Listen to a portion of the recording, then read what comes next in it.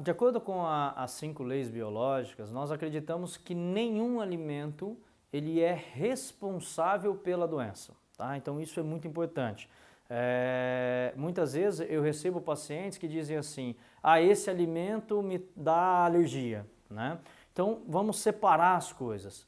O Dr. Hammer determinou que no momento que nós vivenciamos um choque biológico, um evento inesperado, é registrado todas as informações do ambiente. Então, por exemplo, vamos supor que uma criança sofre um conflito de separação em relação à mãe no momento em que ela consumia o leite materno. Então, o leite na vida dessa criança, ela passa a se tornar um trilho conflictual. Essa pessoa, ao longo da vida, toda vez que ela consumir o leite, vai despertar nela a informação da origem da separação que ela teve com a mãe. Vamos supor que no primeiro dia ela teve uma coceira no rosto, por exemplo.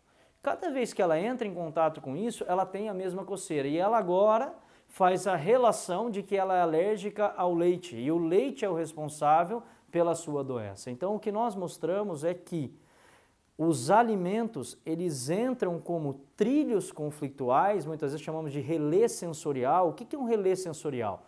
No momento desse evento, através dos órgãos do sentido, ou seja, o olfato, o tato, o paladar, a audição, a visão, acontece um registro do ambiente.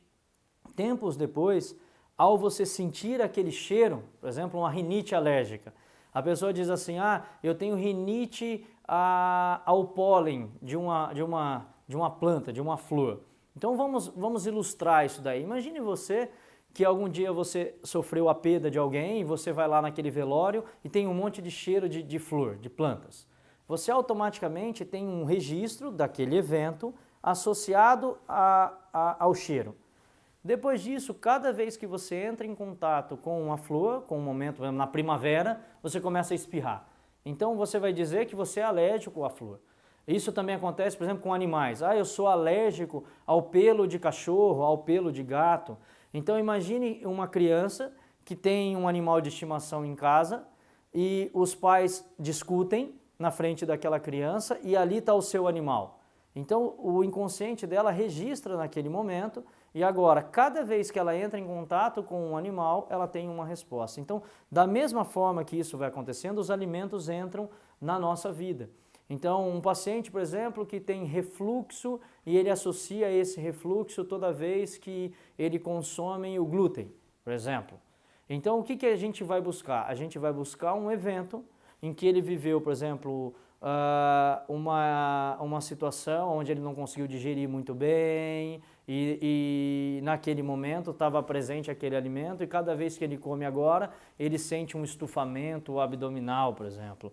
Então, os alimentos, eles entram como trilhos conflituais, como relé sensorial, ou, muitas vezes, isso é muito importante, dependendo da fase do programa biológico que você está, o alimento pode ser um combustível. Por exemplo, se eu estou numa fase simpática e eu me utilizo de alimentos que estimulam o simpático, é como se eu estivesse dando combustível, né, jogando gasolina numa região que já está pegando fogo.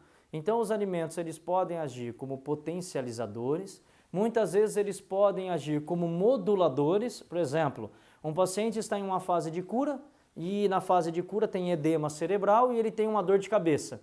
Aí ele vai tomar uma xícara de café, que é um estimulante, que é um simpático tônico, e ele entra nessa fase vagotônica, dá um pequeno estímulo simpático, drenando esse edema e aliviando a dor de cabeça. Então, nós podemos utilizar os alimentos como instrumentos para poder nos auxiliar, mas nunca, de acordo com as leis biológicas, tendo na nossa visão de que eles são a causa ou responsáveis pela nossa doença. Quando a gente fala dessa relação, desse trilho, desse relé sensorial, muitas vezes ao encontrar a origem do evento, a origem da situação, esse paciente agora tendo mais clareza de tudo o que aconteceu, ele muda essa percepção que nós chamamos, ele cria um novo significado, ele ressignifica àquele evento, ele ressignifica todas as informações que ele teve